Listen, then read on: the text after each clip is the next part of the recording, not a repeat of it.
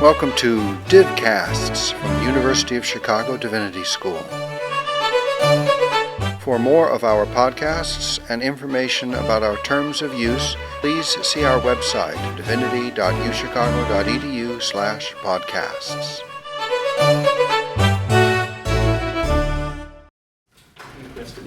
Welcome to our first craft and teaching event for the quarter. I turn over to Allison. I just want to remind you about our second event, which will be tomorrow night at 4:30 and 106, Teaching the Bible with Technology with Ann Knappel, our bibliographer, and Annette Heisinger, who had a lot of experience teaching online courses and blended courses. So even if you're not interested in teaching the Bible as a subject, she has extensive experience with online teaching. So come with those kinds of questions, even if you're not really interested in teaching the subject, because her insights will be readily transferable. So, and also two new events on the calendar you might have seen in my email. March 7th, the Medieval Studies Workshop. We'll have a great event about the History Learning Project and the Decoding the Disciplines, which is an interesting movement, really that spans disciplines about approaching bottlenecks to learning and thresholds to entering a subject matter for novice learners. So it'll be really interesting, even if you're not a medievalist in particular, it'll still be readily applicable to you. And then March 14th will be our winter installment of the Craft of Teaching Seminar with Constance Fury. So please RSVP to me if you would like to have a lunch at that event as usual. And with that, I'll turn it over to Allison. Well, thank you all for joining us on this very chilly day in Chicago. If you haven't already, please help yourself to some coffee or tea. We are very pleased to welcome Professor Hammerschlag today. As you know, she's professor of religion and literature here at the Divinity School. She teaches classes in modern Jewish thought, in continental philosophy, and religion and literature.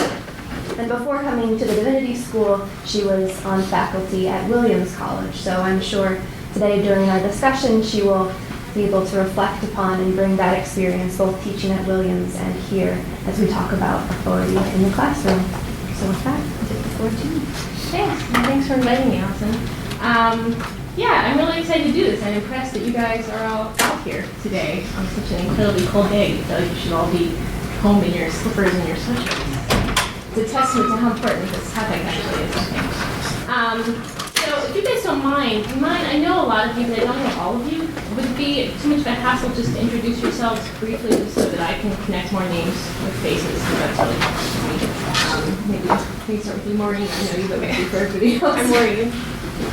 I'm Anthony. I'm Sean. Elizabeth. Miriam. Matthew. Alex. Nora. Miriam. Andrew. Derek. Davey. John. Dan. Bevan. Nadia. Jessica. What's going on? Sergio. Daniel. Daryl. Aisha. Willa. Brandon. Catherine. Okay, thanks. I think I got some of those. So I think really what I should have titled our discussion today actually should have been authority and vulnerability in the classroom, because actually I want to talk about these two topics together. Let me say a little bit about both of them first. I think that both authority and vulnerability are actually necessary to creating a productive classroom. I think we probably tend to think first about the necessity of building our authority in order to prove, especially when we're grad students, that we deserve to be up in front of the class. But I think that vulnerability is just as important because, at least in my experience, the most profound moments for me in the classroom, both as a student and a teacher, have been moments when it feels like actual discovery takes place in the room.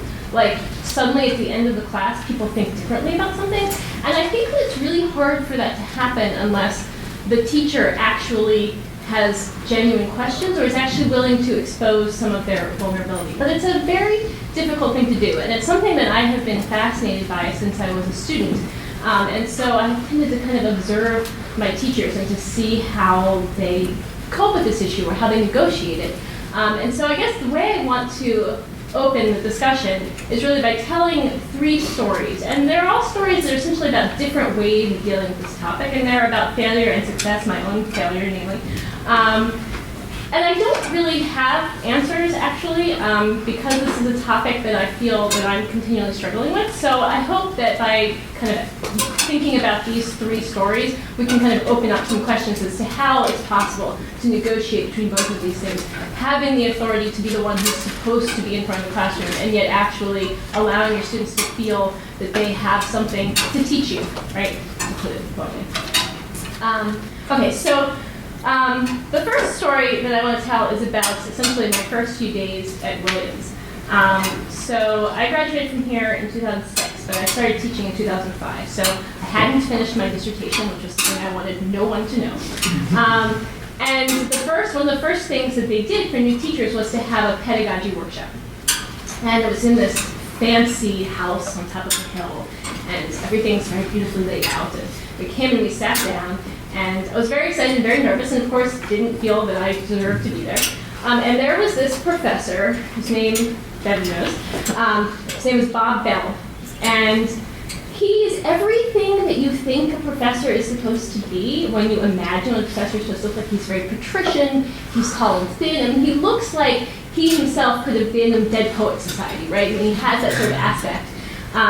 And I have to admit, I found him really charming. And what I found most charming about him, and I don't really remember all that much of what he had to say substantively, but what I remembered was that he kept telling jokes on himself, right? He kept telling jokes that made him look, like he understood that he didn't have all the answers, that he could somehow be stupid. But things like, oh, the students are so smart here, you won't believe that. And some of them, they've been reading Plato since they were kids. I mean, I was just eating dirt at that time. Things like that, where you were like, oh, that's kind of charming. Yeah, and so I thought to myself, I always do find that kind of charming. I wonder if there's something that I could do. And so when the talk was over, I went up to him, and I said, Professor Bell, I really enjoyed your talk, and I was really interested, actually, less in what you had to say, but in the way that you said it. I was really struck by the way in which you use humor, and by the way in which you use that you yourself are the object of that humor. And I said, is that something that you think that anyone can do? Like, something you think that I can do?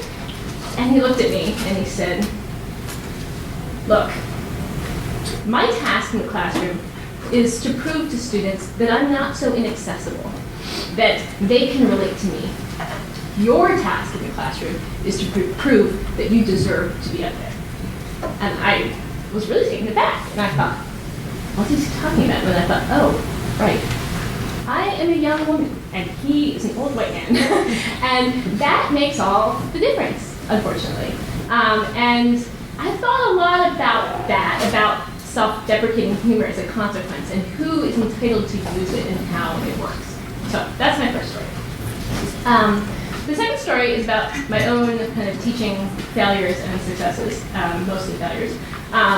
So when I taught at Williams, let me start with this actually. So there is a kind of buzzword in kind of pedagogy studies, which I happen to know about because I studied composition for a while before I did my PhD. And part of this had to do with, I taught high school students at CTY, which is Johns Hopkins Talented Youth Program, and everybody there was really interested in pedagogy. And they were very interested in, I'm sure this is a term that's familiar to you guys, but the decentered classroom.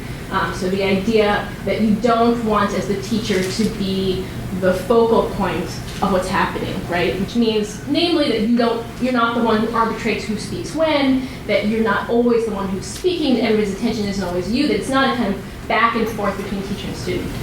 And I admit that I sort of found this compelling when I heard people talking about it. And people use techniques like, one that I do find interesting, I can't say I've ever used it, but they would do something like they would take a ball of string, and instead of each student being called on by the teacher, each student calls on another student. But they do this with the ball of string, right? So I toss the ball of string to you, and then the next person raises their hand, you toss the ball of string to them. And at the end, of course, what you see is essentially the pattern of how people spoke. So not only is how authority working in the classroom evident, right? It's actually literally visualized in this map. Now, it's a really interesting technique. But I can't say that I have become converted to this idea of the decentered classroom, but I have nonetheless sort of held it as a kind of ideal in my head. So when I ended up teaching at Williams, I had mentors who were very interested in this and who would do things when they taught, like they would actually sort of sit, sometimes in a seminar room, they would sit like in the corner with a pad of paper. And they would maybe not talk for a good part of the class, they would write everything down. And then when the discussion was sort of reaching an end, they would essentially summarize the discussion and help people understand where they had gotten in order to bring them to a new place next time. And I remember being in a classroom where I saw this happen, and I thought, God, that is so different from what I do. Because essentially, when I taught, I would come in, I would give a background to the text for 20 minutes, I would try to frame what I thought the important questions were, and then I would hope for a discussion. At the end of it, I would try to point out where we had gotten to as a consequence of discussion and how that was different from when we started. That's a pretty centered classroom. Now, some of this had to do with what I was teaching, because when you're teaching undergrads, by and large, especially in the field of religion, you can't count on anyone having any foreknowledge. So there's so much work that you have to do to get your students up to speed, always, all the time. And that meant that I prepared a lot. I mean, I felt my first year teaching that it was basically like taking my oral exams every day. And that was great. I learned an enormous amount. But it was a centered classroom. So then I finally taught this class called Religion and the Literary Imagination. And we were reading really great novels, and there was themes, and I had all these English students in the class. And there really wasn't a lot of necessary prerequisites in terms of knowledge. And the class was incredibly discussion-oriented. People went back and forth, people were always talking, it was always lively. There were days when I walked out and I felt like, that was fantastic, God, these students are so great. Well, at the end of the term, I went and picked up my teaching evaluations, and I got the worst teaching evaluations that term I had ever gotten. And I was blown away by this. And I thought, you know what?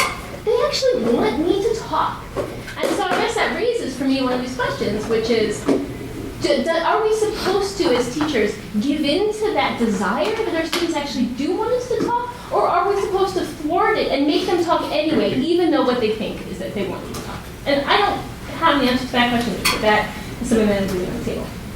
My final story is about a teacher that I had before I came here. I spent a year at UC Santa Barbara, and there was a professor there named Richard Hecht, and I really loved this professor.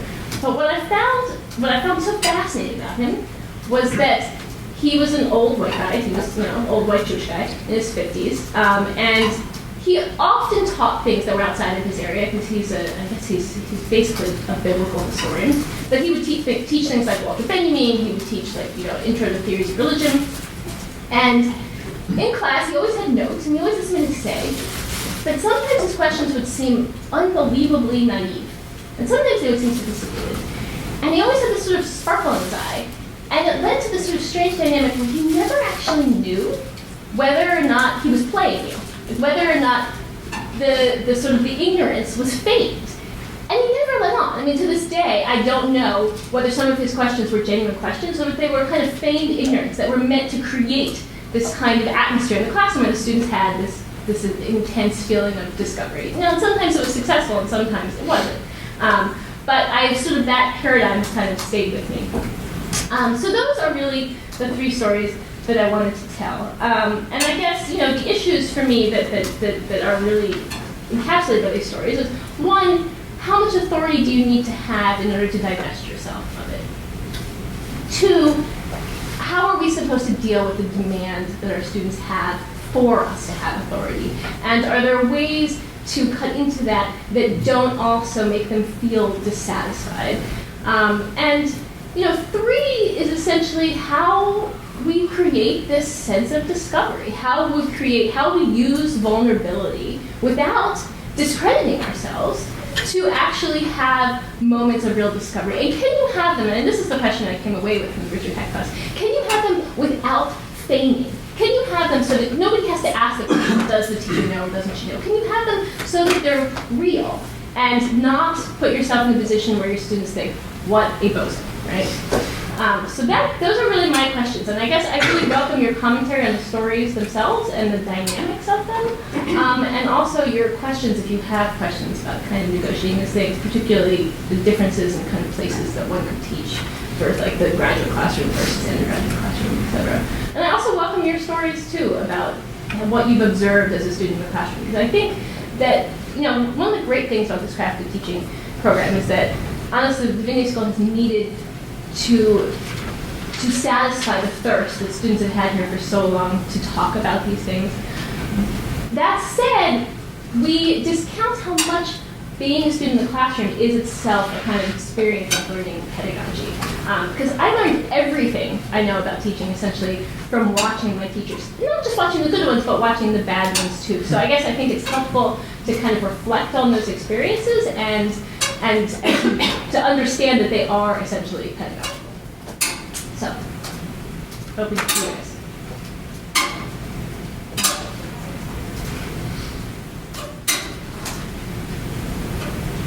It What are you seemed doing like again?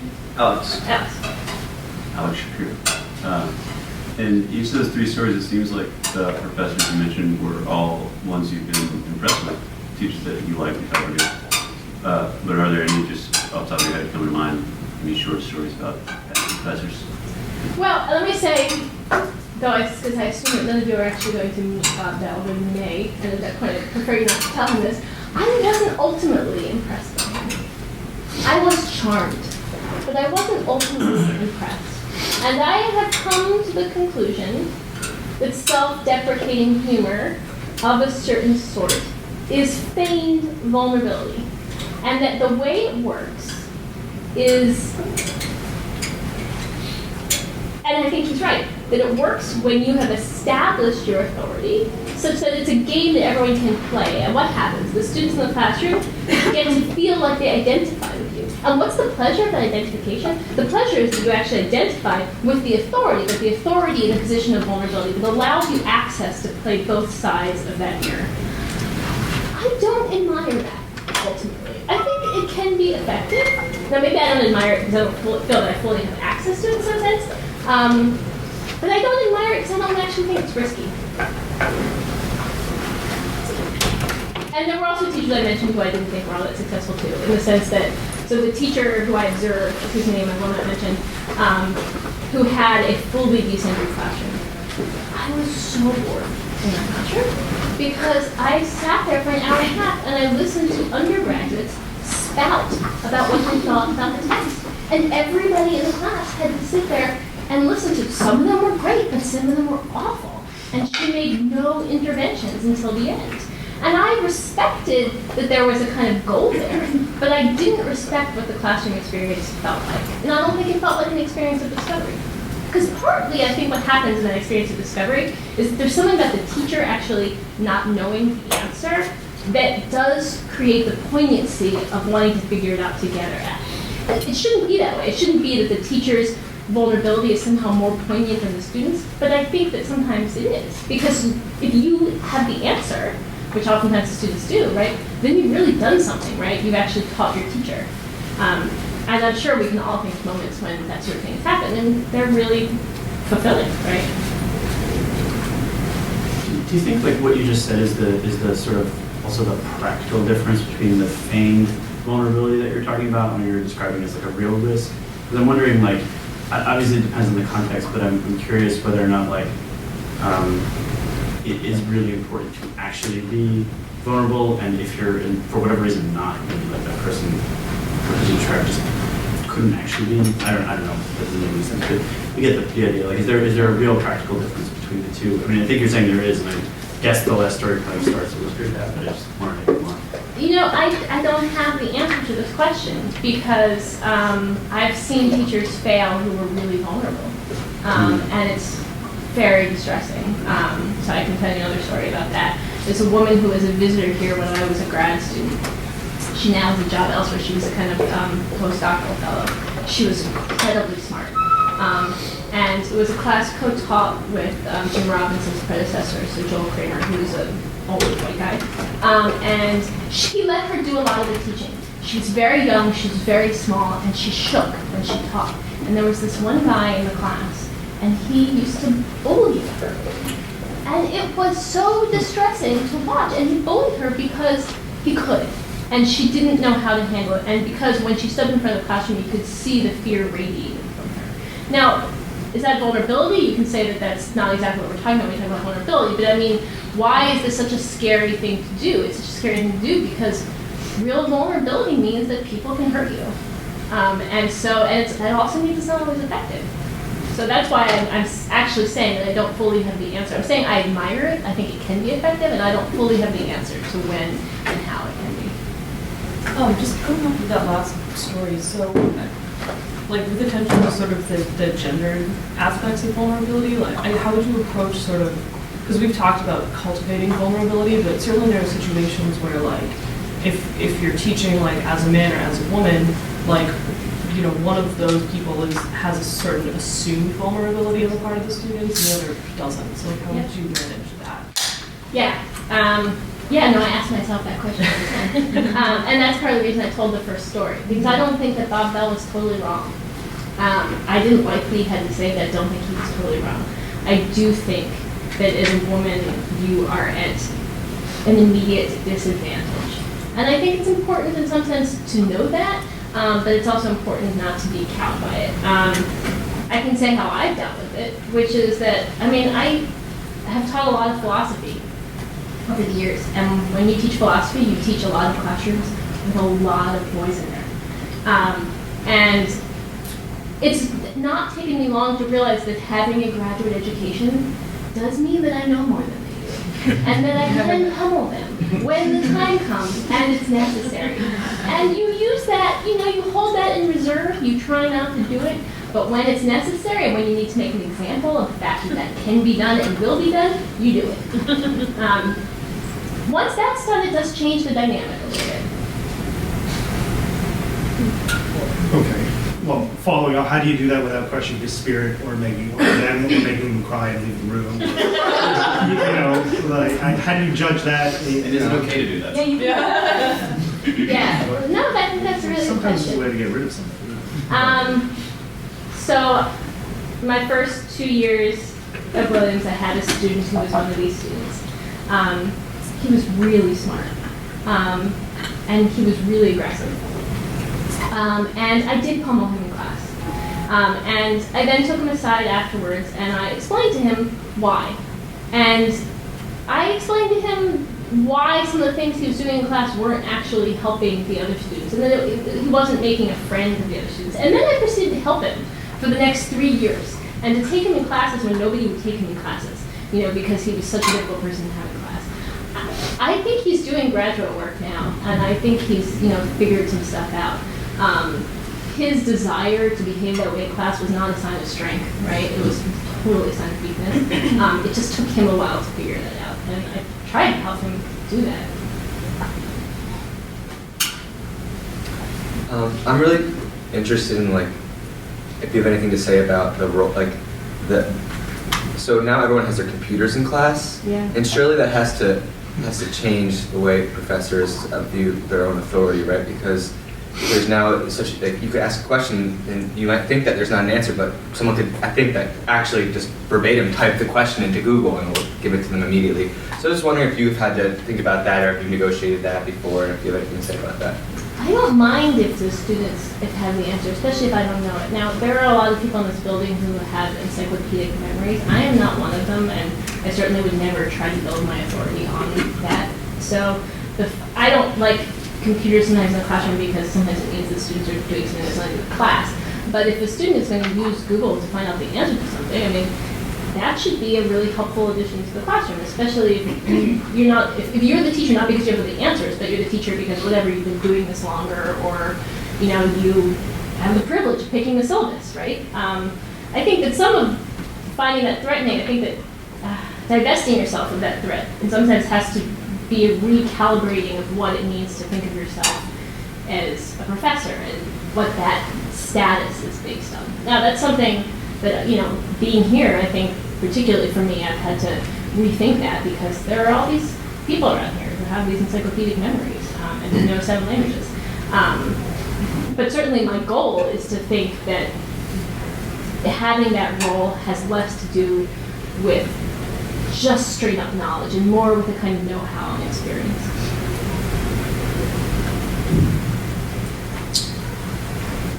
I think that my experience is similar to yours in that I find traditionally structured or classrooms where you don't have to self-consciously think about the structure can enable a lot of boundary pushing and creative and critical thinking, whereas the so-called open or more free-form or more democratic can be extremely limiting, contrary to the discourses around them.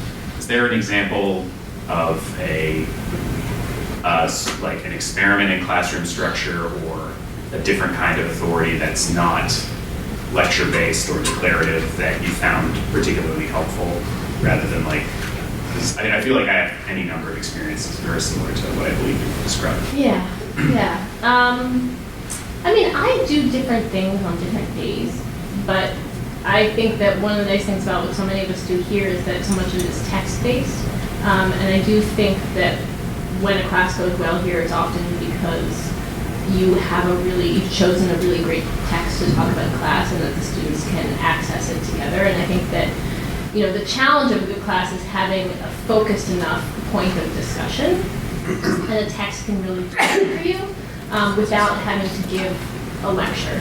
I will say that sometimes what I find the challenge about teaching here is that honestly my undergrads were more willing to talk sometimes because I think there's less at stake when you're an undergrad. You feel like you're less at risk. You feel like you're supposed to just have questions and you're not necessarily supposed to have answers. So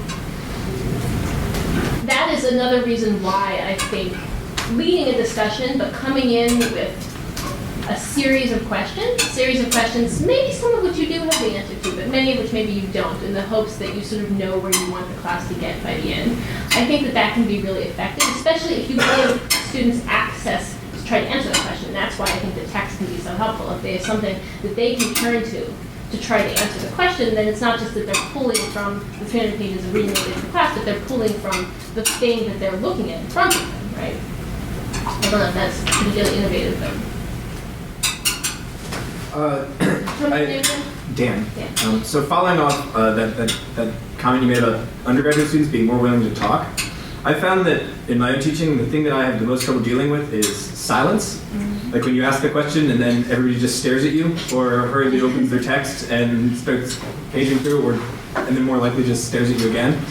And what I was wondering is, like, it seems like that is a component of authority, the sort of directedness of the class and their ability to answer the questions. And I'm wondering if you could speak to that and sort of how to my impulse is always just to fill it as soon as possible with what I have to say, but that usually ends up with me talking for 55 minutes and then the students talking for 5 minutes. And I don't want that. So I was wondering if you had any strategies or tools that you would use in those sort of situations to... I mean, I think that one does have to learn to wait, and I've been told that many times, particularly in evaluations of my own teaching. If I've gotten a criticism of something, then you need to wait and let that silence brew for a while.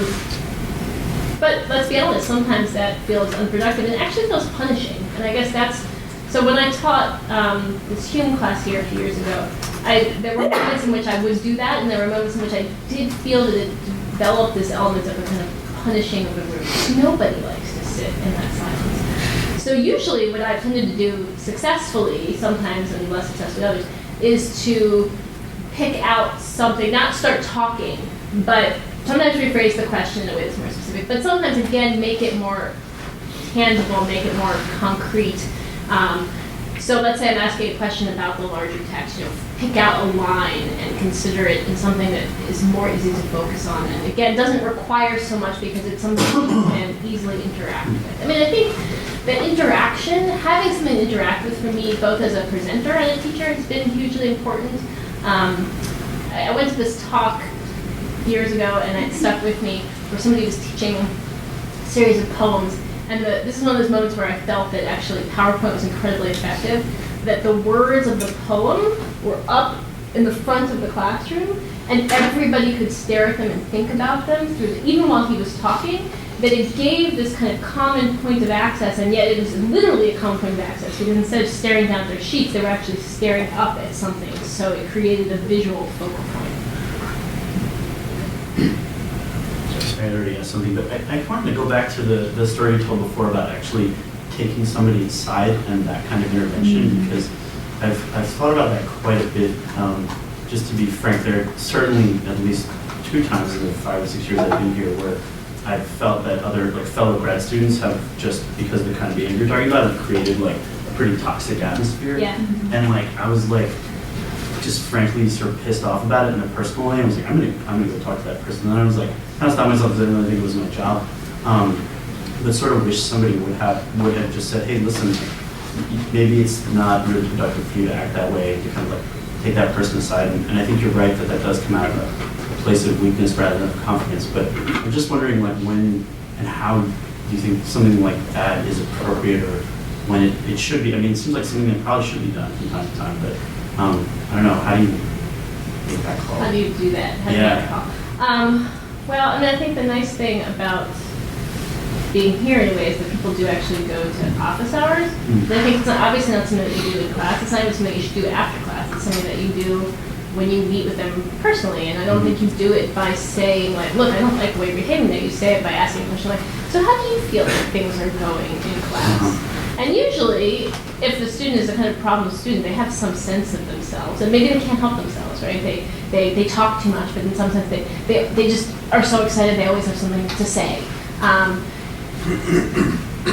Usually they're going to have some representation of the problem. It may be totally off in the sense that they may completely misunderstand the situation, but probably they'll have a sense that there's something problematic about the situation. I think the thing is to begin from their description of the situation and try to intervene in a way that doesn't expose them, but nonetheless negotiates that version of the problem.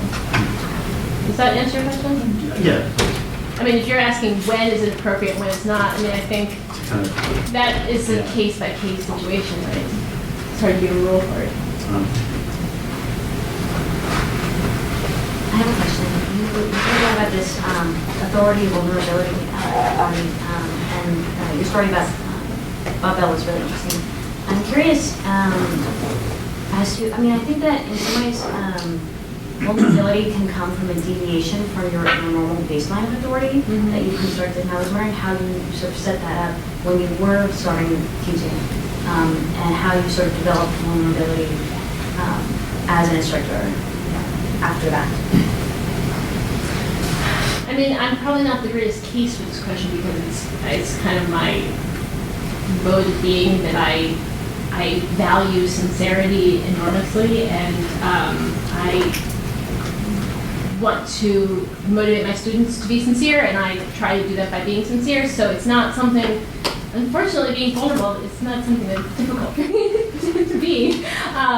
So if you feel that it's something that you need to develop, I mean, I think the way to develop it is to remind yourself that you do have genuine questions. And let's say you're in an undergraduate classroom, and let's be honest, you know 95 times more about the topic than your students, and you're well aware of that, and they're less interested in it, and in fact, that's just the state of things, right? Which the vast majority of the time that is the state of things. It doesn't mean that you don't have questions that you don't have answers to, right? When I'm talking about vulnerability, I'm talking about actually giving your students the chance to answer a question that you don't have the answer to. That's what I mean. I don't mean telling stories about yourself that make you look bad. I mean allowing not knowing to be the basis of the conversation. You're not knowing.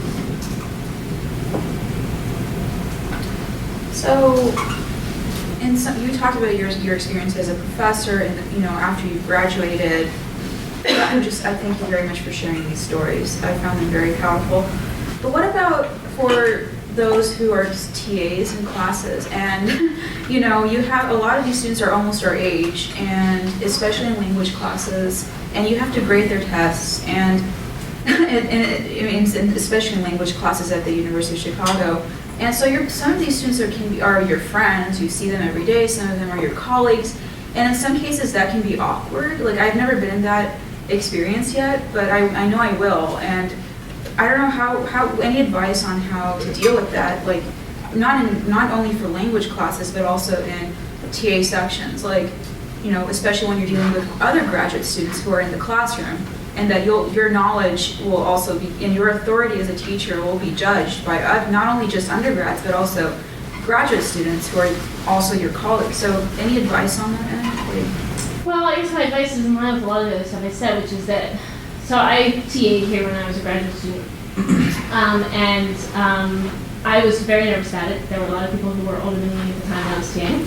And I dealt with it by making it clear that I thought that my position was not as their teacher. That I was the discussion leader, and that means that I had a job to do. It didn't mean that I had a particular authority, and that job meant that while they got to come to discussion just having read the text, I had to spend 3 hours before the discussion really thinking about how to frame the conversation. I felt that that was my obligation, that was an obligation in some sense more than it was a privilege, right? And so that meant that the discussion section, I would come in and I would say, well, okay, this is the way I'm thinking about it. Here are sort of 3 ways in which I feel like we could take apart this text or whatever. And, you know, it may have been different every time. And that was something that I did because I was getting paid to be there, right? But that, I hoped, didn't create the sort of status that I was supposed to have the answers. Because I think that the best thing to do when you're a TA is to, if you build up the sense that you're supposed to have that position, then yes, it's very easy for people to call in questions. But if that's not the way you construe what it is you're there to do, then it's not something that they can disenable. I listened to this talk last night about authority, but they were more talking about business schools. And one of the things they said was, you fake it till you make it. And that seems to go opposite to what you're saying about sincerity. But I can see how that would be helpful in your early years of teaching, when you don't have the experience behind you that gives you a sense of authority. So I was wondering what you think about that. I certainly would not deny that I at times faked it until I made it, in the sense that this is actually, I think, advice for going on the job market in some sense more than it is advice on being in the classroom. I think it's very easy when you read a job description to say to yourself, I'm not an authority on that. And then you say to yourself, okay, I'm going to make a syllabus for this. Because that's what teachers do. They make syllabi. And making a syllabus doesn't mean that you've read everything on the syllabus. It doesn't mean you know everything about it. It means that you've sat down and you've done the work to create the track that you're going to follow. And that's the way in which I felt that I faked it until I made it. There were courses that I gave because I was interested in them, not because I knew everything about them. And then the syllabus was also a way for me to find something out. But is that faking it till you made it? Yeah, when I say that I'm going to teach the history of Jewish thought, and you know, there's some stuff that maybe I should have read, it's on the syllabus. Yes, I'm faking it till I make it, but I can be comfortable with that as long as I understand that my job is essentially to create the track that we're going to follow. Are there institutional mechanisms that could help, like when you face certain problems in classroom, like who would you be going and talking about them? If you're a professor, and also in the case that let's say you feel like you are being somebody, and here I'm using authority just as a synonym for respect. If you feel like there are certain students who are not respecting you or who are just like undermining your authority in the classroom, are there like institutional, like there are certain mechanisms that you can go and at least just talk about it and like find ways to how to handle the issue? And especially if you're a young professor, is it kind of like something that, like, do you want to talk about that experience to your other colleagues, or would you just kind of like let it go? And also, like, would it be also helpful just to inform your students at the beginning, like if there are certain problems that come up during the course of the course itself, like what are the mechanisms they also as students can just go and complain about? Right. Well, more and more, as I understand it, institutions are creating mentorship programs for new faculty. I think this is getting to be more and more standard. It's certainly something that's being talked about at this institution. I can't say it's fully instituted. So when you start a job, hopefully you're in an institution where that is actually something that's been set up. And if it's well set up, it's set up so that it's not your chair, right? Because the fact is, you don't really want to go to your chair and complain about what's going wrong in your class because you want your chair to think you're doing a really great job. So ideally, there's some kind of mechanism where there's a senior faculty who's not somebody that you, in some sense, report to, that you can have conversations about this. Now, Williams was really great about this, and of course, I don't know how most institutions are organized. But I think that it's actually not a bad thing to ask about on a job interview. What kind of mentorship program do you have established and how does that work? And then I think it's something worth seeking out. Now, I've never been good at sort of doing the things that I don't have to do, but I mean, things like this pedagogy program that was, you know, the story about Bob Bell came from. It was one of those, right? It was a campus-wide, every week they had lunches, and it was for answering these questions and finding those kinds of relationships. I mean, the question is, should they be official or shouldn't be? And in some sense, I feel like they're more effective when they're not official because then they don't institute institutional mechanisms, you know, and if you're worried about that, you don't really want to institute those mechanisms. But I would also say the deans of faculty, like that's what they're there for too. I mean, that is why one has a dean. The dean is somebody that you're supposed to be able to go to about this kind of thing. That's why there's hierarchies. So I don't know if that answers your question. As for the students, they have deans too, right?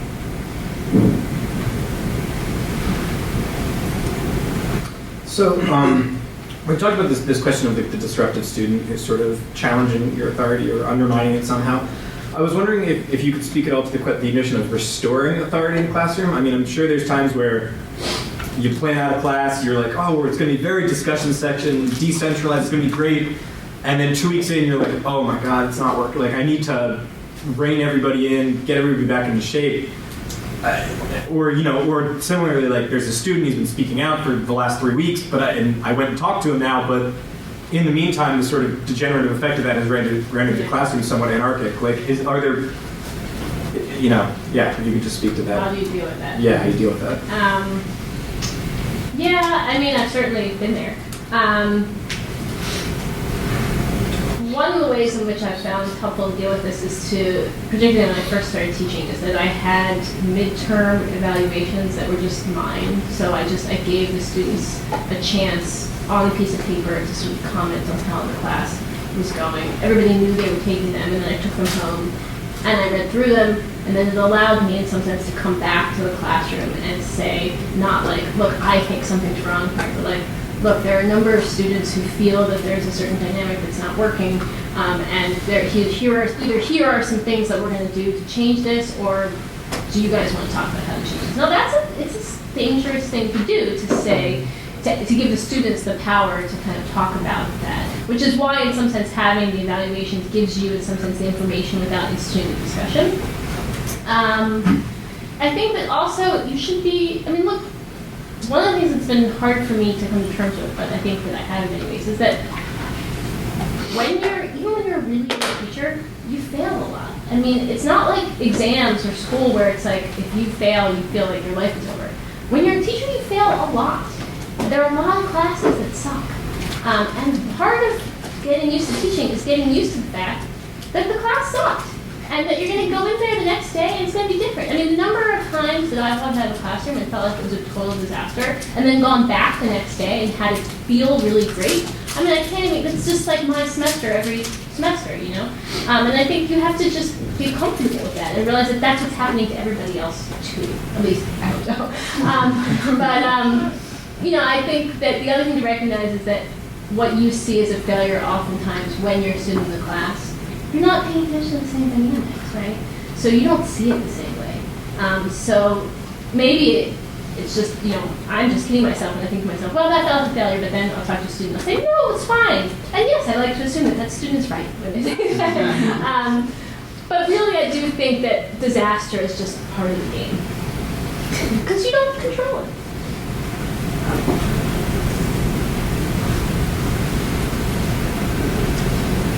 I was wondering if you taught a lot of classes with both graduates and undergraduates in them, and if so, like how you negotiate the dynamics between their own senses of authority and vulnerability that like each group kind of brings to the classroom. I haven't much. I mean, so because Williams is all undergrad, and classes here tend to be predominantly graduate-based. There have been undergrads in my graduate classrooms, but that's just never been an issue. I think it depends a lot on the institution, because I hear from people all the time here that sometimes their undergrads are stronger than their graduate students. They may know less, but they're more adventurous and they're braver. So I think there's not necessarily a clear differential of capacity based on it. I mean, there may be in some places, but I think it depends a lot on the institution. So I'm wondering, you talked about creating that space of vulnerability that is partly an acknowledgement of ignorance and sort of getting to a point that you're not at yet. But I'm wondering, I have two questions. One is whether you feel like, in all honesty, you have genuinely learned from your students, and what have you learned, and sort of in what ways? And also, what do you hope to give them when you go into the classroom? Is it content? Is it learning how to write? I mean, what are the things that you hope to teach? Right. Yes, first of all, I have learned an enormous amount from my students. And teaching would be really boring if you didn't. I mean, I think that's the other reason why I do value this approach to teaching, because it has to, I mean, if you're going to do this for 30 years, it has to be something that's fun. And to be honest, it's fun for everybody when you figure something out in the process. So what have I learned from my students? I mean, there's a whole range of things. I mean, the fact is that when you read, especially in a text-oriented class, when you read with a certain set of, predispositions or judgments or just questions, and having other people who read with other questions, sometimes other ignorances can be incredibly productive. So I don't think I can answer more specifically as to what I've learned, because it happens all the time. It happens when I read my students' papers. In terms of what I think I have to offer, and what I think I have to teach, I mean, so this is, for me, the biggest difference between teaching undergrads and teaching graduate students. And it's the most exciting thing for me about teaching here in many ways. But it's also, in some sense, the scariest thing. So when I taught at Williams, I absolutely felt that my job was to teach people to think and to write. Yes, I wanted them to be excited about the topic. Yes, I was thrilled when a student came along who was passionate. Yes, I wanted to cultivate that student, right? But I also knew that was 1 in every 30, right? So out of the other 29 who are going to go be investment bankers, what are you there for? But that's also where you can feel like your contribution is incredibly important, because if there's a student in your class who's on his way to being an investment banker, and you have given them the tools to think critically about a text, you've also given them the tools to think critically about a news program, about an argument that they're in, about a painting that they see, about things that make them honestly better citizens. And so if there's something that as an undergraduate teacher I sought to do, it was to make better citizens. I mean, that sounds so idealistic, but I think that that's really the value of an undergraduate education, liberal arts education for students who aren't going to go on to pursue graduate degrees. For graduate students, what are you doing?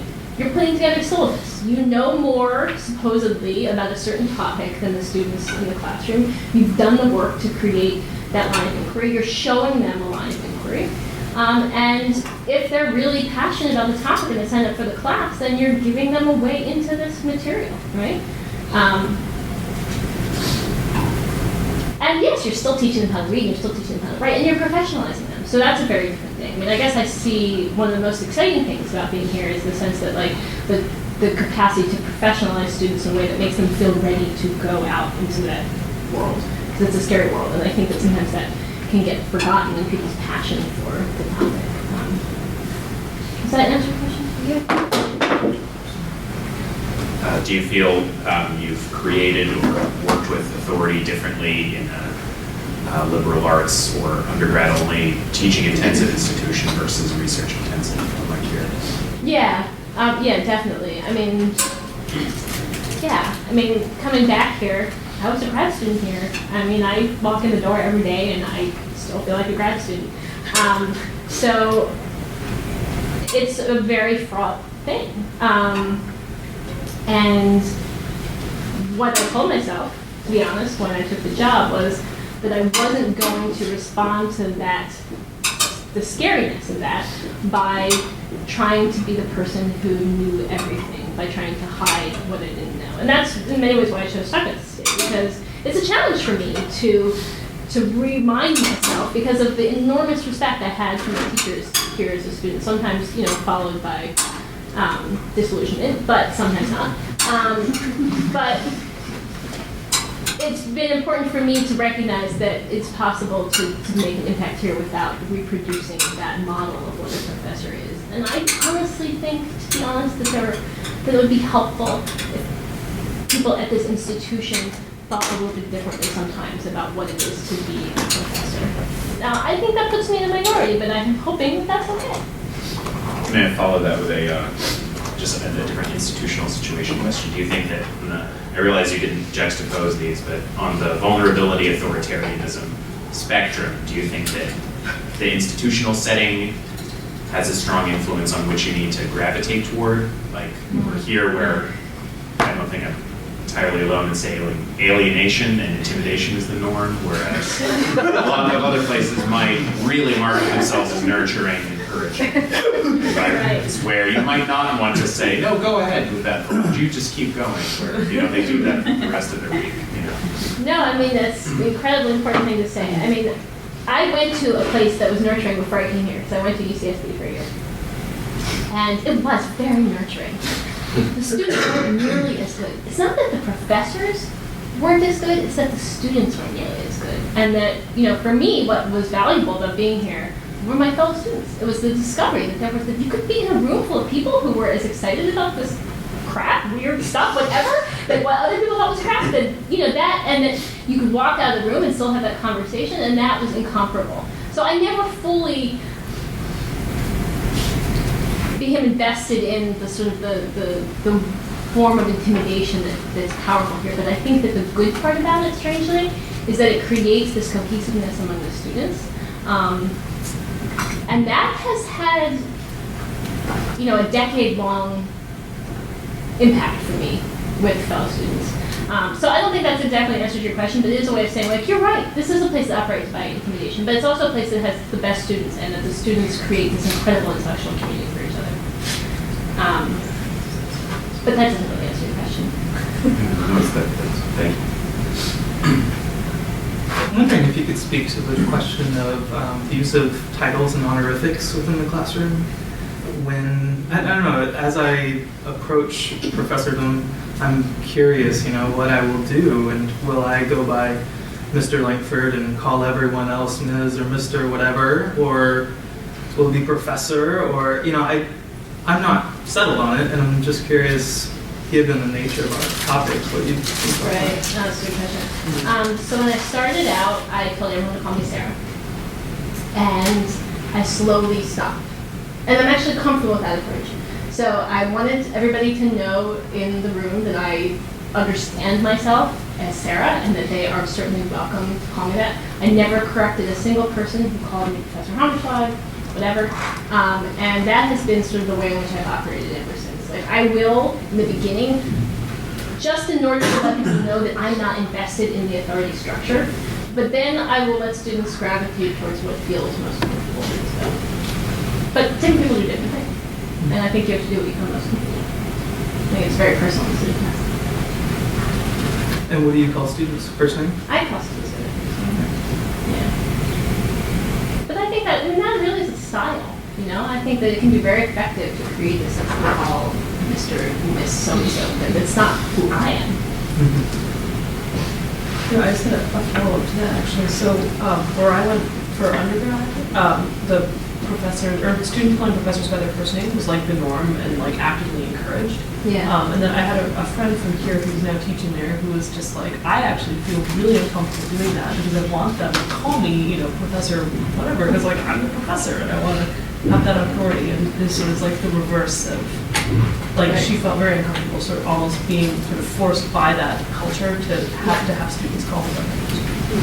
Well, it has its drawbacks. I'm not going to deny that it has its drawbacks. There is a sort of sense of familiarity that it can invite, and I will say that there are students who don't always respect the fact that that is a privilege and that it still needs to be treated as a privilege. And despite all my talk about authority, I still think that it's important that students understand that this is your job, that your door is not always open, that you have stuff to do, and that you have to be able to tell them to get out. And sometimes the barrier between calling somebody Professor so-and-so or calling them Sarah, right, is the barrier by which you hold on to the privilege to be able to say, I have office hours from 2 to 4 on Friday. So I think if that's what's bothering your friends, I think that it is important to sometimes maintain those barriers, and sometimes names are how you do it. How are we doing with time? 5 to 1. I have one sort of comment. So having like sat in on your classes in like all these different levels, so the core, regular undergraduate class, and graduate class. Yeah. I do think one of like probably the time that I felt myself being that problem student was with. It's interesting too, like with that trend. I feel like I've gone from being the one that you had to shut up to being like in a graduate class where I'm intimidated. But the only sort of like problem along with the names is the writing intern for our core class. Yeah. I did feel like there was a totally different dynamic, even though she was like your age basically, and like your almost like PhD. I did feel like there was like a disrespect, and I like noticed it in myself, and I felt kind of like ashamed after the class because she went by her first name. And there was like a very different dynamic. I felt like I would just get frustrated with her, and she was like grading my papers. But I don't know, and that I just never experienced that tension with you as a teacher. And I wonder if that's part of it. It's just the informality, Yeah. Yeah. I mean, I've been that TA too. Unfortunately, it's like so many things here in particular. I've been a writing intern in that setting, and it is a different relationship, though. It is. I mean, and that's okay too, in the sense that you're helping the students with their papers, and that is also a role in which sometimes you do get the brunt of students' frustration, partially because writing is such a frustrating process. I mean, part of the point of the Bob Bell story too is that whether you're a man or woman, you are invested, and that's what I think was kind of unfair about what he said to me. You are invested in a certain amount of authority when you're in front of the room, and it's okay if you understand it as artificial and the students understand it as artificial. I think that's a good thing. It doesn't mean it isn't operative. I guess what I want is for us to be able to acknowledge that in some sense it's artificial and sometimes constructive. What I don't want is to get myself in a situation where I'm invested in it feeling natural, and so are they, for both reasons. One, because if I am invested in being natural and they aren't, then there's this potential for it to be toppled. If they're invested in it being natural and I do something that exposes me in some ways not worthy of it, then there's again a potential for it to be toppled. So I guess my point is that I think acknowledging its artificiality creates the possibility for a kind of respect that isn't based on your position. It's based on what you've offered and what they've learned and what the experience has been like. And yet it can still be a kind of structuring dynamic. And part of my point about the decentered classroom is that yes, it's a structuring dynamic, and yes, it's effective. And there are other ways to decenter a classroom than having it be a free-for-all. And I'm just not invested in creating a classroom that's a free-for-all so that students feel like I'm questioning authority, because the truth is oftentimes that's not productive. I do think of one of the places where I remember you doing this in the core class was, so like one of the texts we read was Dante, and you said like on the first day, like I haven't read this text since my first year of college. Which is true. And I don't think that, so right, there wasn't going to be, and there were like students in the room who like knew Italian, Yeah. I don't think it was a problem though, because you did set it up as like, well, I'm a better reader than you guys, so like, or you showed that, so like the actual knowledge doesn't matter, but like, I'm still going to be the one that like, sort of dictate the discussion. Right. But it wasn't authority to be toppled. Yeah, I don't think like no one's like comments or knowledge about the text ever like threw you off. Right. Well, I will say that's what's great about the human courses, and that's great about teaching. That's what's great about teaching stuff you don't know. If you teach stuff you don't know and you're open about the fact that you don't know it, then in fact you have already that space of discovery. So I think that can be created outside of the human. I mean, the nice thing about the human is that that's the structure of it. In some sense, everybody knows what's going in. But that doesn't mean that you can't recreate that dynamic yourself.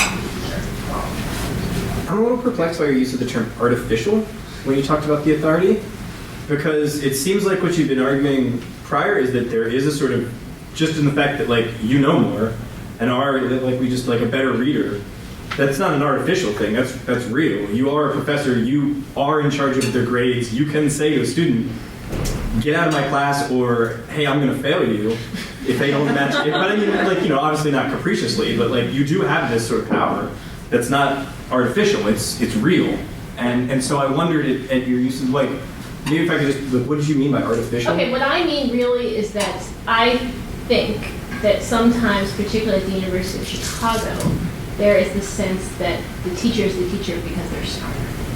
And I don't think that in a classroom with a set of students around here that I am necessarily smarter. And I think that students shouldn't feel that their discovery that they're smarter is in some sense a way to best your teacher. I think that that should be a given. And I think the best teachers here are teachers who can say really openly, "Oh my God, I have students in the class all the time who can make circles around me." And that can be awesome instead of something that's problematic. You're right that the teachers are better trained because they've been doing it longer, and I don't mean to deny that there are, certain, that succeeding means oftentimes that there are reasons why you succeeded, and that there are reasons why you can help people to read better, and I wouldn't want to completely divest that of its importance.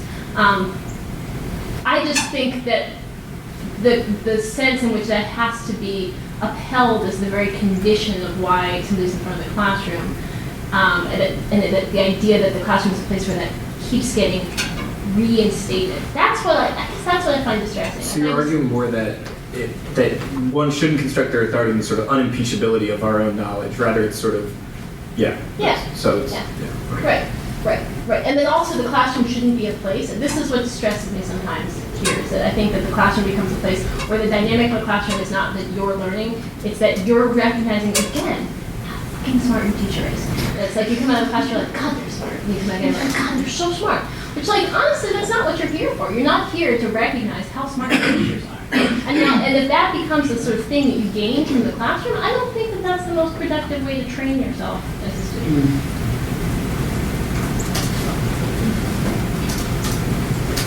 I have a question about, I think you kind of already alluded to about the syllabus and putting some structure and authority, right, kind of by creating and choosing the specific text, you're already kind of creating some sort of sense of authority. But I was wondering if there was any other specific methods that you use in creating your syllabus to sort of kind of have a sense of structure and authority, and also vulnerability. Does that mean being more flexible? Does it mean, sometimes I'm surprised here at how short and flexible the syllabus really is that I received. And then, so I just wondered if, and I'm sure that changed from undergraduate to graduate, but I just wondered if you could talk about that. No, that's a good question. I tend to keep the syllabus very structured.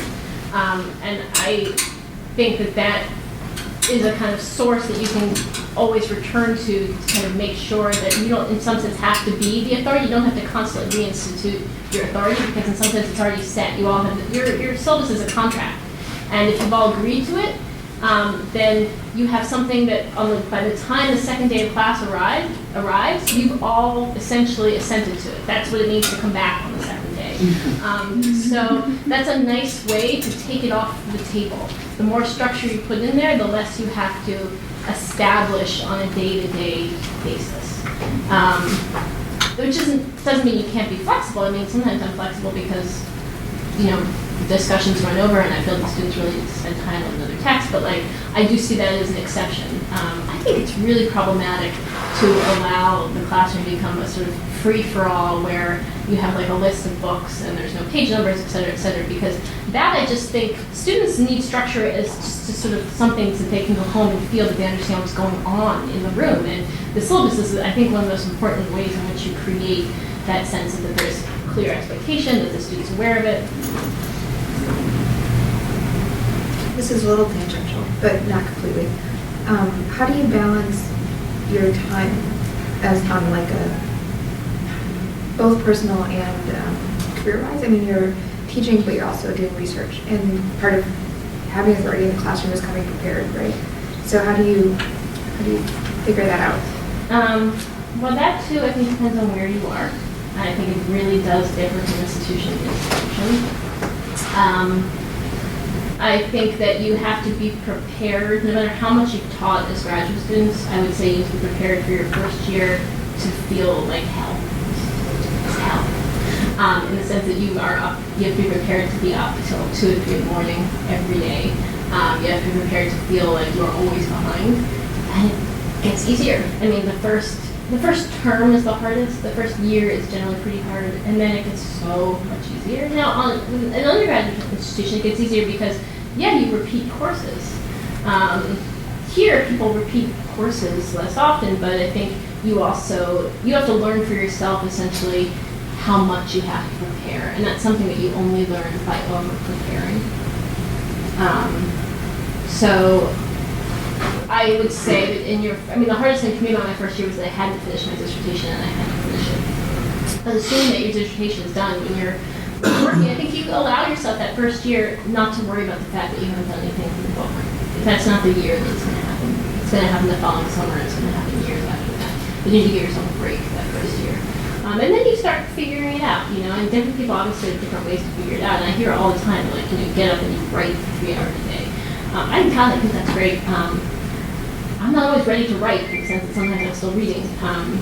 But I think that, obviously the most important thing is that you carve out certain unimpeachable times that are times in which you do your own work and that you know that you have those to fall back on. But I wouldn't even try to do this the first term or even the first year. Something as I think about pedagogy, find challenging is as a student, the times I've been most motivated are often when the professor is that kind of lofty figure, clearly far more brilliant than myself. And I'll just work harder and harder and harder to try and get any sort of compliment out of that figure. Are there ways to kind of motivate that from students without constructing that problematic sense of yourself as an authority in a classroom? Well, that's why I think that the genuine experience of discovery can be another way to create that without having to be such an untouchable figure. I'm not saying that you as a teacher should always make your students feel like they're saying something intelligent. I'm saying it's a really rare one moment when a student actually teaches you something. And it's a rare one moment that's not just one because you got an A on your paper, it's one because you influence the entire classroom. So I will also say that I think that as a teacher I do not give false compliments. I do not create false confidence. I think that it's hard to win my admiration. And I don't think that I need to put myself in a position of being the most brilliant person on the planet for that to be true. I think I have to put myself in a position of somebody who asks good questions, and I do think that that's an important skill. So I think that motivating students to want to work hard has to do with the fact that there's a real reward to be won. And I think that's actually what you're talking about. There's a lot of ways to create the sense that there's a real reward. It has to be hard to get. But it doesn't only have to be hard to get because the teacher is so unreachable and their gaze and approval so, such a far off, distant dream.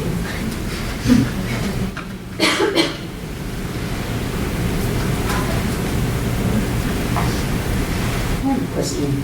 Actually, I have 2 questions, but I apologize. I couldn't make it until 12:30, so I missed. So if you've covered this already, it's maybe a review for everybody. But the first question was about how to switch the levels of authority that are needed with individual students. Yeah. And I know when I was an undergrad, I had professors that would say, you can call me by my first name, we're all through this together. And I remembered feeling my differentness in the classroom because I couldn't do it. I just couldn't. And it was just my home training or whatever. It's like if somebody has gone through whatever they had to go through to be at the head of the classroom, you call them doctor, you call them professor or whatever. So I was in a position of making that up. But then the flip side of that, I think, was that, and I experienced this, I was a SORAD intern, and I experienced this with my students, and I took over some of the lectures for the seminar itself when we were learning Genesis and Dante. And by that time, I knew the students very well, And I knew that some students needed a bit more of my fist, and some students needed more of my softness to kind of bring them out, more of a show of my vulnerability. And my vulnerability, I mean, obviously is very real, because as soon as I come in the classroom, and this is as a student or a teacher, as soon as I come in the classroom, I definitely feel like I do need to assert my authority in a way that is beyond my personality's inclination, as a safeguard against disruption and dismissal. So that was a question I had just about, because the classroom dynamics are just so alive and bubbly and diverse. And so what you're showing 1 minute and another minute with another student, and I don't know if you found that just solving them in office hours was, enough, or if that was something that you felt you kind of had to hone over time or what.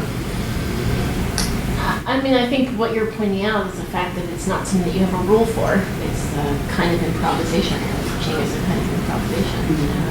There's nothing wrong with that. I mean, this is why one of the things I may have said before you came in was that I think that this is such a great forum, this crafted teaching thing.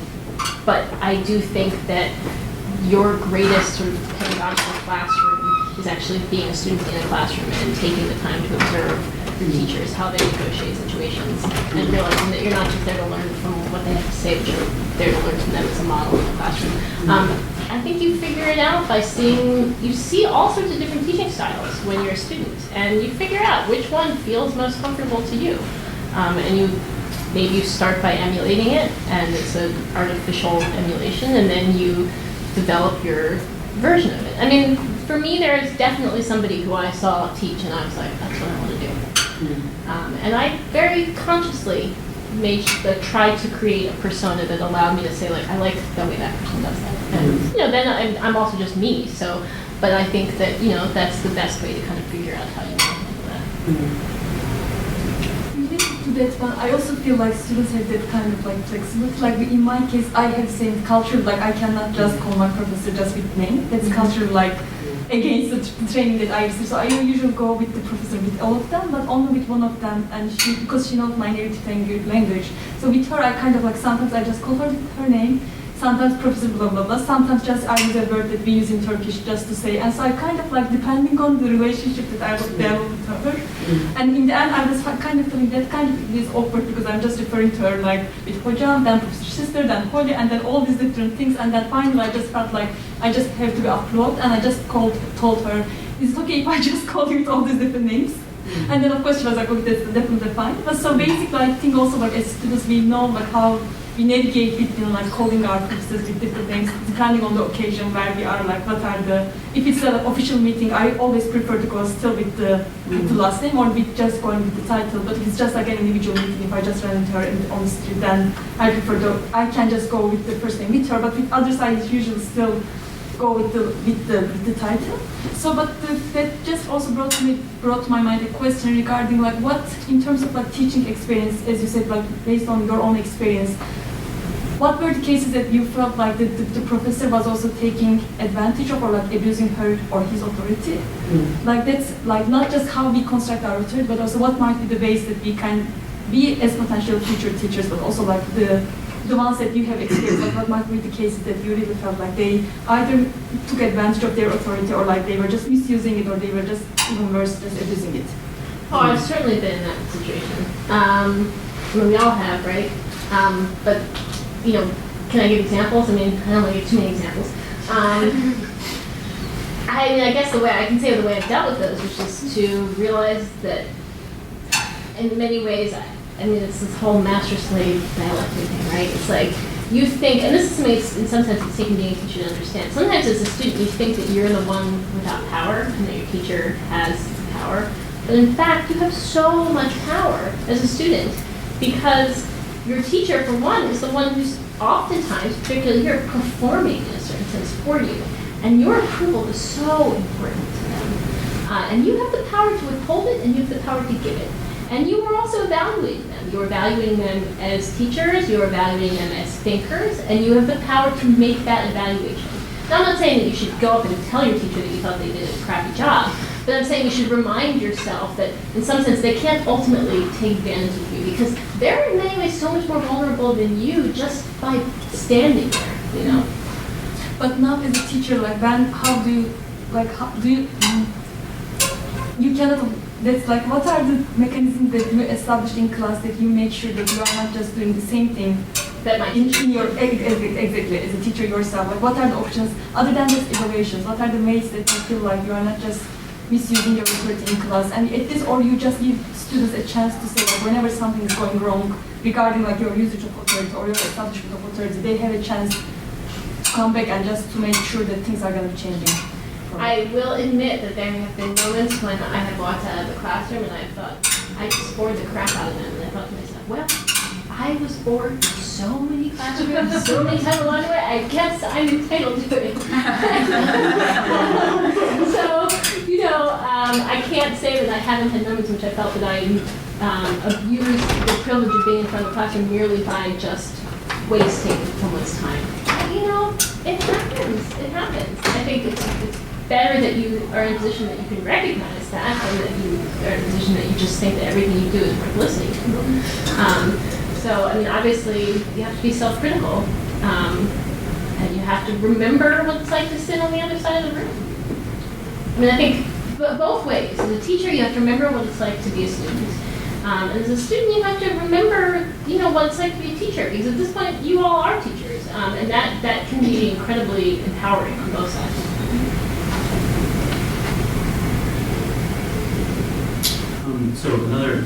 So something like I was TAing last quarter and had a conversation with one of my fellow TAs about this, that something that is very striking when you teach here, which is that not all of us by any stretch of the imagination will end up teaching at the University of Chicago or Williams or, you know, place like that, you know, and the dynamics of authority and pedagogy can be really different in different places. Yeah. And so I feel like, you know, the problem of the precocious student can look very different in other contexts and so on. And also the problem of authority. The first time I ever taught, which was a while ago now, it was specifically in a program that served students of more underprivileged backgrounds, just put it that way. And part of my challenge then was to actually convince the students that I respected them, you know, which was something that I think for my class at the time had been pretty categorically withheld from them as students for various reasons. And that just seems like a different sort of problem that you might encounter here.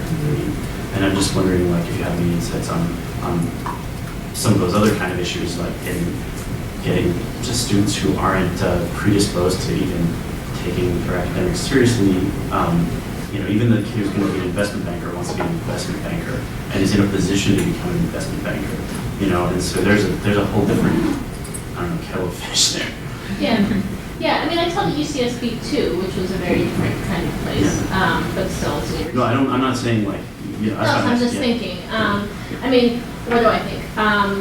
I think that it can feel like much more of a privilege to teach at a different kind of institution, because sometimes what we do, particularly here, can feel like it has more impact. First of all, let's say you're teaching at Williams, you're teaching, you know, the majority of the students in some sense are privileged in some way or another for the fact that they're there. In that sense, it mitigates the amount of impact that you can have. And if you're teaching graduate students, in some sense, you guys have already committed yourselves to ruining your lives, right? So it's like, you know, I'm only responsible for helping you do it a little bit better. When you teach at a more diverse institution, yes, it's more of a challenge to convince students that what you do, what you have to teach is worth their while. But the capacity to actually awaken somebody to the excitement of intellectual inquiry is so much more powerful and important, and you can have so much more of an impact. I had a fellow student here years ago who used to teach at Purdue as a as a kind of adult education kind of class. And I remember he told me the story about, you know, this woman who was getting a college degree, you know, she had a family, and she was getting a college degree later in life, and they were reading, I think the Republic, they were reading some text by Plato, and something about reading Plato gave her an understanding of the way in which she could create modes of self-control in her own life, to the point where it literally, Play-Doh became her means of weight loss, right? Like, she realized that she could gain control over her body by focusing on this philosophical text. Now, I don't want to endorse or not endorse that mode, but I will say that for me, what's important about at least what I do is that when I first encountered the text that I encountered and that I became passionate about it was because they, to be naive, not to be naive, but to be idealistic, I guess, they changed my view of the world, right? I mean, it's like you read whatever it is you read as an undergrad, you read Nietzsche for the first time, whatever, and you have this experience that you see the world differently. And that I think when you're teaching in a more diverse environment where students are not necessarily committed to the idea that these texts are worth studying, right? They want to be accountants or whatever. I think to remember that the value of what we do is not purely professional, it's that you can give people different lenses through which they view their world. I think that's the way in which you remind yourself that you have something to offer, and the way in which you touch them. I don't know if that's all helpful. I mean, I think it sounds naive, but it is naive, maybe. But I do hold out hope that is some of the importance of what we do on my better days.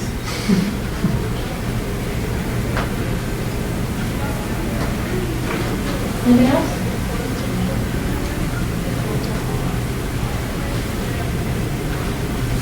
I think that's a good note to end on. Thank you all for coming. Thank you for participating.